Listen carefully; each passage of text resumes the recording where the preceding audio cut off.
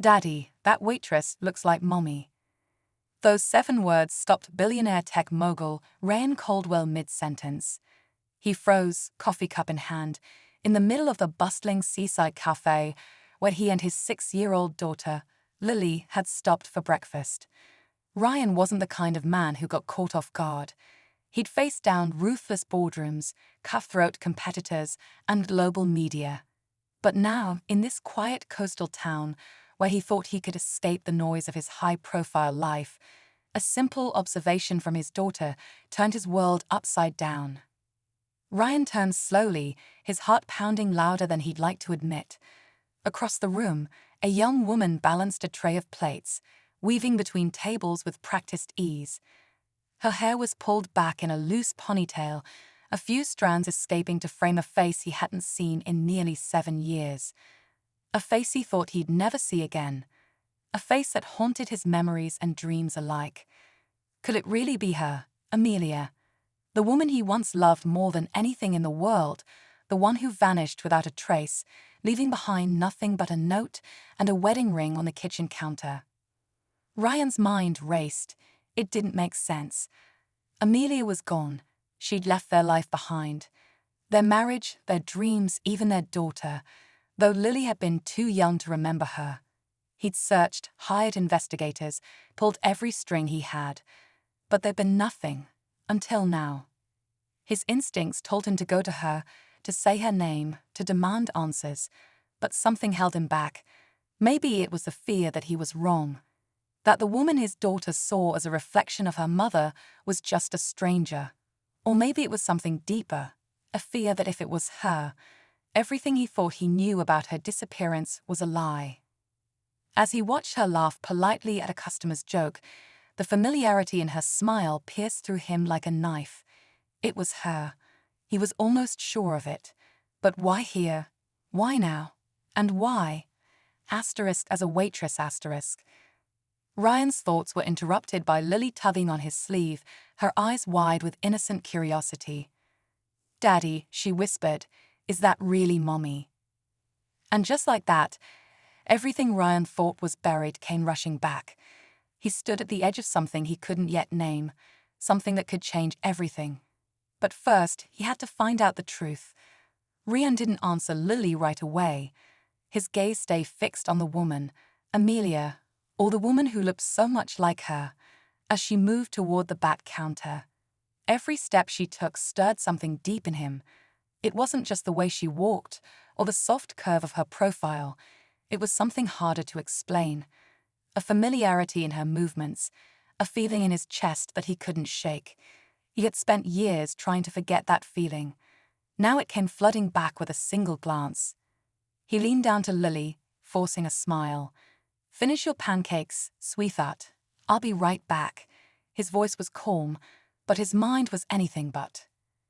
Lily nodded, swinging her feet beneath the chair, unaware of the storm brewing behind her father's eyes. Ryan stood and slowly made his way across the cafe, weaving past other customers lost in their conversations. The clatter of dishes and soft hum of morning chatter faded around him. All he could hear was the pounding of his own heartbeat. He stopped a few feet from the counter, suddenly unsure of what to say. What if she turned around and it wasn't Amelia? What if he was about to confront a total stranger and embarrass himself in front of a dozen curious eyes? But then she turned. And the moment their eyes met, the world seemed to pause. Her smile faded, the color drained from her face. The tray in her hand trembled slightly before she set it down on the counter with a soft clink. For a second, they just stared at each other, frozen in place. "Amelia," Ryan finally said, his voice barely above a whisper. She blinked, her expression unreadable. "I think you have the wrong person." But it wasn't just the words. It was the way she said them, too calm, too rehearsed. Her voice was the same, even if it tried to carry a different story now. "I don't think I do," Ryan said, stepping closer. "It's me, Ryan. And that little girl over there eating pancakes, that's Lily, your daughter." A flash of something, pain, fear, regret, passed through her eyes. But it vanished just as quickly, hidden behind a practiced mask. "I'm sorry, sir. I don't know what you're talking about." And just like that, she turned and disappeared into the kitchen, leaving Ryan standing there with 100 questions and no answers. Ryan stood there stunned. Her voice still echoed in his ears. Don't know what you're talking about, the way she said it, cold but controlled, didn't match the flicker of emotion he'd seen in her eyes. That wasn't the face of someone clueless. That was someone hiding something big. And now he needed to know why. Back at the table, Lily looked up as he returned, her fork halfway to her mouth. "Did you talk to her, Daddy? Is she really Mommy?" He hesitated. "I don't know yet, sweetheart. Maybe." He watched the kitchen door swing gently on its hinges, half expecting her to come back out and say it was all a mistake, that she did know him, that she did remember everything, but she didn't. The door stayed shut. Ryan had dealt with some of the world's toughest negotiations, but nothing had ever felt like this. The woman he'd once trusted with his whole life had just looked him in the eye and denied she knew him. He hadn't seen her in nearly 7 years, not since that rainy September morning when he found her gone. No explanation, no warning, just a goodbye that offered no peace. As he sat with Lily, trying to make sense of it all, a man in his late 40s wearing a faded black apron stepped out from the back. His expression tightened slightly when he noticed Ryan. He walked over to the counter and glanced toward Lily, then back at Ryan with clear suspicion. "You here for something more than breakfast?" he asked, voice rough like gravel.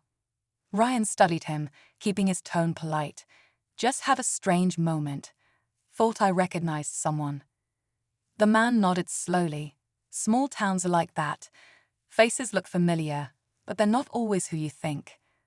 Ryan offered a stiff smile but said nothing more. He could feel the man's eyes on him as he paid the bill and walked Lily out. Outside, the sun was climbing higher, but the chill in Ryan's chest hadn't lifted. Who was that man? A manager? A friend? Or someone helping Amelia stay hidden? Back in the car, Lily looked up at him. "Why would Mommy pretend not to know us?"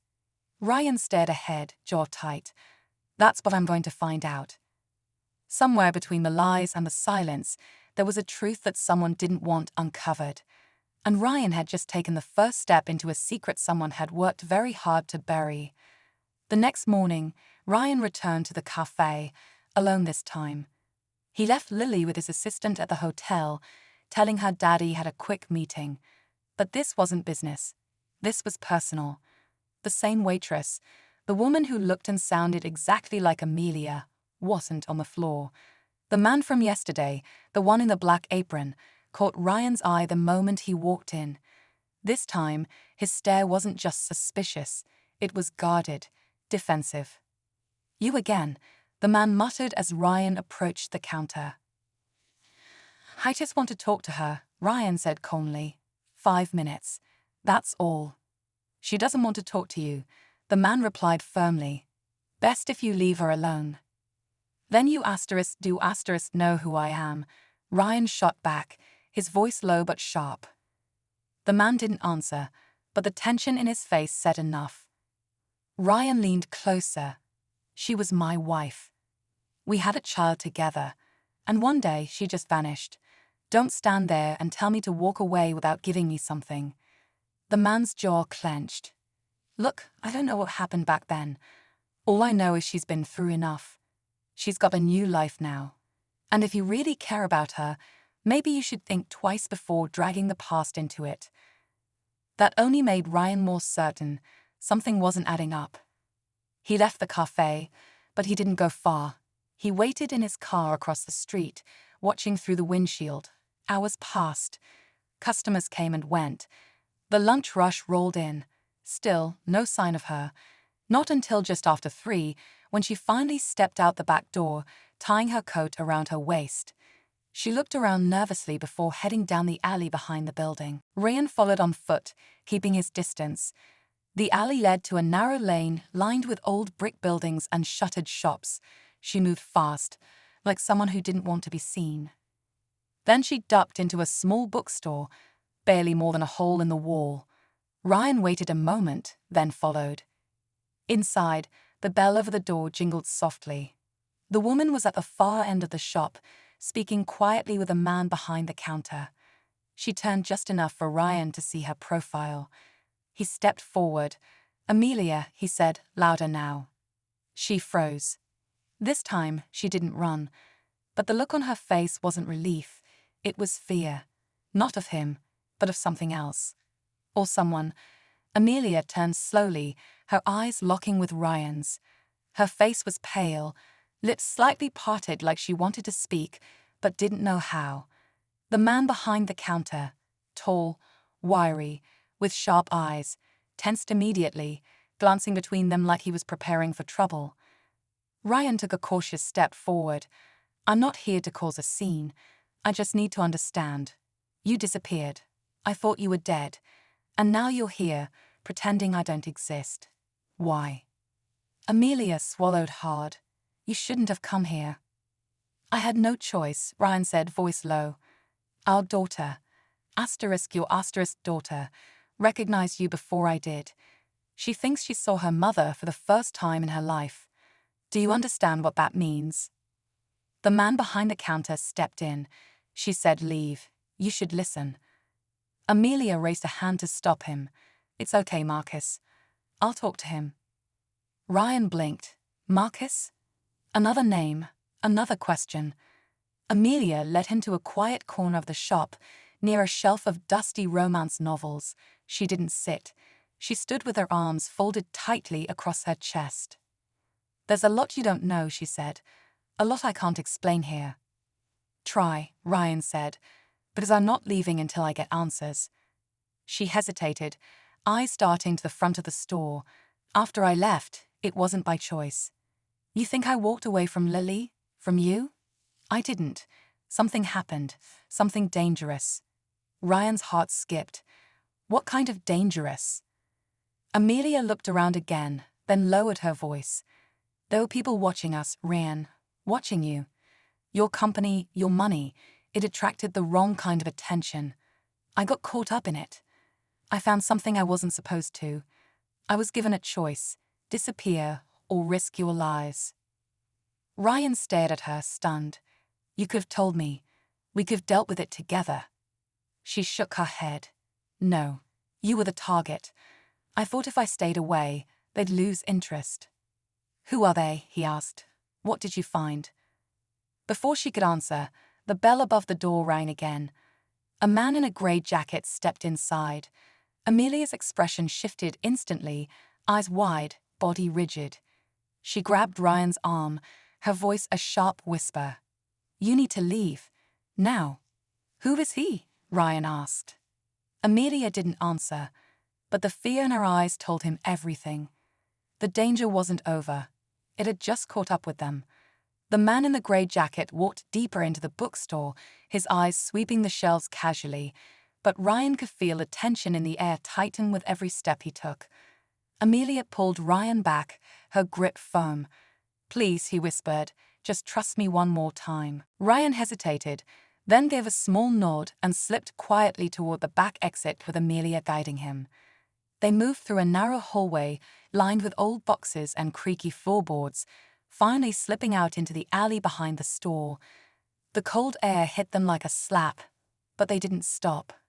Amelia led him quickly around the corner and into an old storage building nearby, locking the door behind them. Inside, surrounded by forgotten furniture and dusty crates, she finally turned to face him. The man in the store is one of them. He works for a private security firm that handles quiet problems for powerful clients. Years ago, I accidentally accessed files tied to illegal tech contracts, off-the-books surveillance, data manipulation, even blackmail. Ryan's jaw tightened, and my company was involved. She looked down. "No, but someone used your name, your resources, to cover their trail. I think it was someone inside your own board. I was going to blow the whistle, but then the threats started. They told me to vanish or risk losing you and Lily." Ryan's mind raced. "So you ran to protect us?" She nodded. "I took a new identity. Got help from people I trusted. Marcus, the man at the shop, he's ex-law enforcement. He kept me safe. The door behind them suddenly rattled. A heavy knock, then a voice. "We know you're in there." Amelia froze. Ryan stepped forward. "Let me handle this." But just as he reached for the door, Marcus burst in through a side entrance, holding a badge. "Federal agents are outside. We've been building a case against them for months. Amelia's been helping us." Ryan turned in shock. "You're FBI." Marcus nodded. "And this time, we've got everything we need." Outside, sirens began to wail. The man in the grey jacket was arrested minutes later, along with 2 others parked nearby. The ring was finally exposed. Back at the hotel, Ryan held Lily close as Amelia sat beside them, her eyes tired but full of relief. They were together, finally. But as Ryan looked out the window, watching the last police car drive off, his phone buzzed. A text. Unknown number. Asterisk, she wasn't the only one watching. Asterisk. The danger might have passed, but the shadows, they weren't done yet. Ryan stared at the message on his phone, a chill running down his spine. Asterisk, she wasn't the only one watching. Asterisk, he didn't respond. He just quietly locked the screen and slipped the phone into his pocket. It wasn't a threat, not yet, but it was a reminder. Some shadows linger, even after the storm passes. Back inside the hotel suite, Lily was showing Amelia a picture she had drawn, stick figures of the 3 of them, standing hand in hand beneath a bright yellow sun. Amelia smiled, her eyes misting over. "You gave her a beautiful life," she whispered to Ryan. "We both will," he said gently, "from now on." Over the next few days, the truth slowly unraveled. The FBI revealed that several members of Ryan's board had been funneling confidential data to private contractors in exchange for power and stock manipulation. Amelia's discovery all those years ago had been the missing piece they needed to bring everything down. Her choice to disappear had protected both Ryan and Lily more than anyone had realized. Amelia agreed to testify in exchange for immunity. Ryan, despite his success, kept the news out of the press. He didn't want headlines, he just wanted peace. They stayed in the coastal town a little longer. Quiet walks along the beach, mornings at the cafe where it all started, and late-night talks filled with honesty and healing. Lily, still too young to understand the full story, simply called it the happiest week of her life. She had her mom back. That was all that mattered to her. Eventually, they returned to the city together. Amelia didn't try to erase the past. She faced it, clearly, openly, and began to build something new with Ryan and Lily. She didn't go back to hiding. And Ryan, once consumed by ambition, found something greater than power or profit: forgiveness, family, and a second chance. The security team around them remained, a quiet reminder that not every danger vanishes completely. But life moved forward, not perfectly, but together. And late one evening, as Lily fell asleep curled between them on the couch, Amelia leaned her head on Ryan's shoulder and whispered, "I never stopped loving you." He kissed the top of her head, his voice soft. "And now we don't have to run anymore." In the end, the truth found its way home. So did love. And sometimes that's all we really need.